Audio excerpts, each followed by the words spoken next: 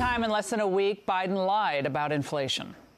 Inflation has gone slightly up. It was at 9% when I came in, and it's now down around 3%.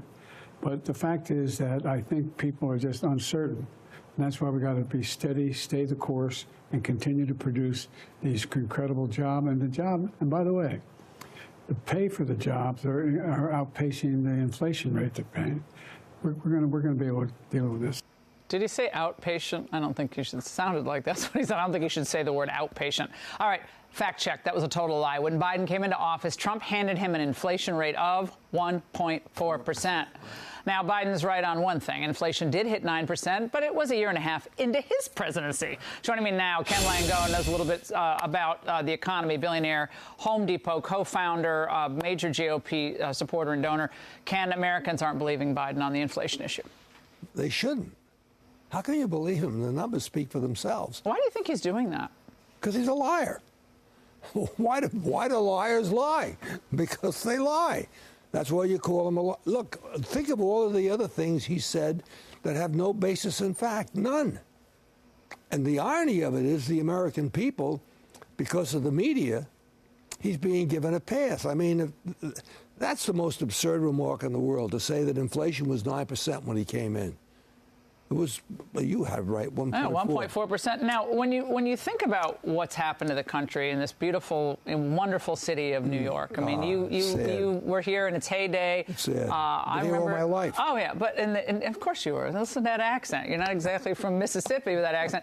So you think about what's happening down at that trial in Manhattan, right. And the jurors sitting there and they're hearing this case. You're watching this from the outside. You've seen a lot in your life. What's your take? My take is it's a shame that the jurisprudence system is being used for political purposes.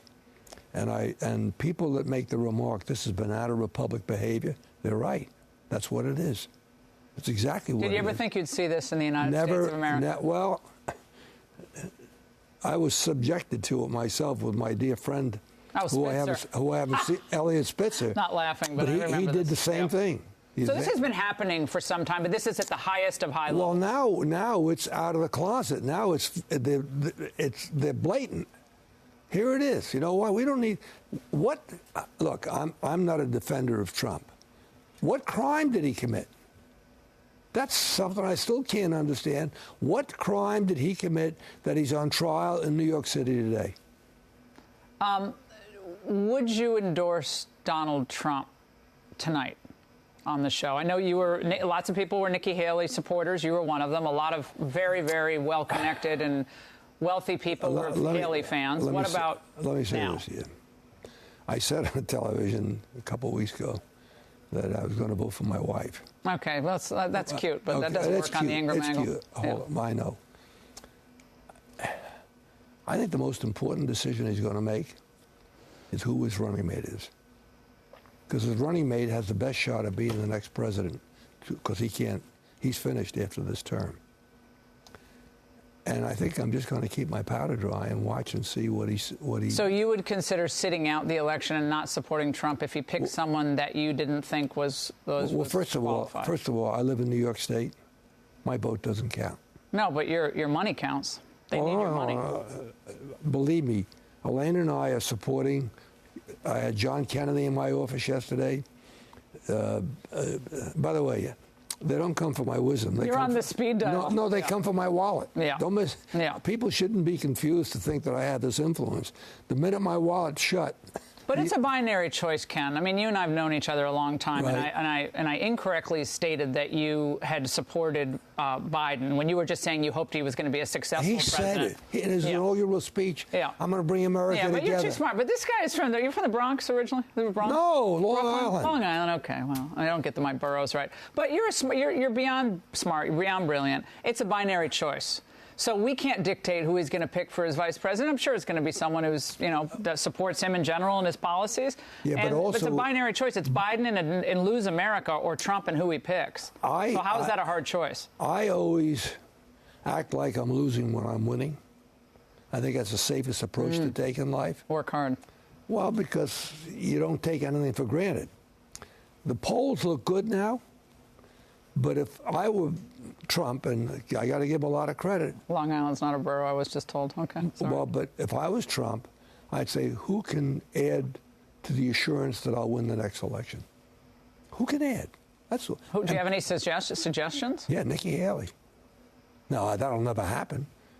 But look Did she play that right after Iowa? Who knows? I mean, you think she should be the vice president? Who knows? Look. Election night, New Hampshire. He had a chance to go out and say, I won, and now my goal is to bring the American people together. I'm gonna do. Oh yeah, back to the dress. Okay. Well, yeah. I guess, what does he do? I mean, they both what did does the he same do? thing, right? What does he do? What does he do? He goes, but he goes out and he mocks. But the party hasn't been this united. I don't think. I might be wrong, but I don't think it's been this united behind Trump, behind anyone since maybe 2004. I agree with that. Maybe. By the way, because you know why? We have no choice. You're making my point. Ken Langone is endorsing Donald Trump by implication with that comment. No, but let me say this to you. There's no doubt about it. At the end of the day, I might hold my nose as I vote, but what choice do I have? I haven't made the decision yet.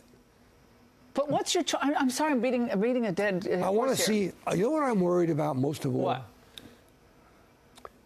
I'm worried about losing the country. That's what I'm worried about. I am too.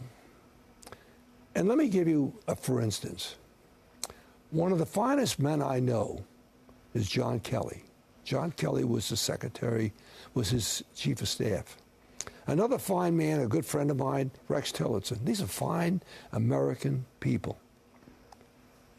When Jack Welch fired somebody, I had more than one kid tell me that when I walked in and Jack fired me, I swear to God, when I walked out of his office, I thought I got a promotion. You got a promotion, yeah.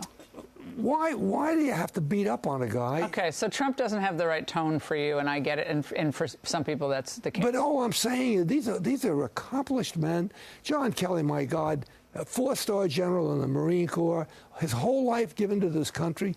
Rex Tillerson, poor kid. Yeah, that was a bad choice for Secretary of State. It was a bad choice. He is a bad choice. That doesn't really. He wasn't. I would submit he wasn't a good secretary. But we can't debate that. But that shouldn't give Trump license to say not nice things. I know, but you're nitpicking. We have a country to save, and you're talking about Rex. No one even knows who he is. I'm explaining to you. Got to save the country. We have an open border, and we have an economy that's cratering. I'm sorry. We got to go, she's saying. But human behavior matters.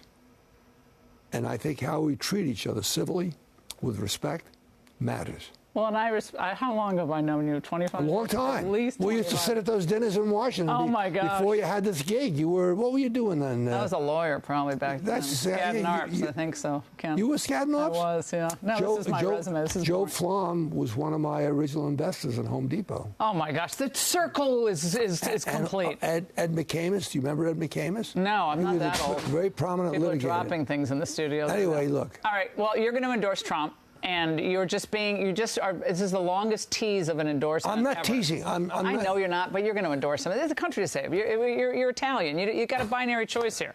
The Italians are all going to come for Trump. What the hell does Italian got to do with a binary choice? Because I love the Italian people, and they're very smart, and they're going to vote for Trump. No, you know why? We're loyal.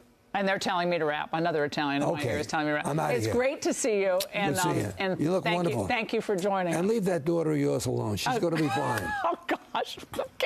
Okay. Hey, Sean Hannity here. Hey, click here to subscribe to Fox News YouTube page and catch our hottest interviews and most compelling analysis. You will not get it anywhere else.